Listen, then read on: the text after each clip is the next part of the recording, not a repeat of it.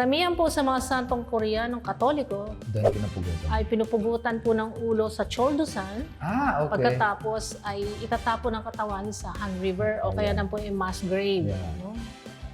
Kaya lang, si San Andres Kim, nung siya po ay pinugutan ng ulo sa baybayin ng Han River, hindi po na ipatapon yung kanyang katawan sapagkat ginawa po siyang panakot sa mga natitira pang Katoliko Kapwa doon. Korean. Ganyan, mangyayari sa inyo. Magbalik loob. Kung hindi kayo tatalikod sa inyong pananampalatayang Katoliko.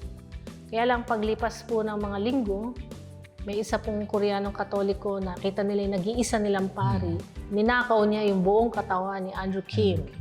At patago niya itong dinala sa isang liblib na rugal sa Korea at doon ay binigyan niya po ng libingan. Oh. Kaya naman, hanggang sa ngayon sa bansa ng Korea, ang Shrine of Mirine, kung saan yung lugar na libingan ni San Andres Kim Hopefully, ay mapupuntahan namin yun. nandun din.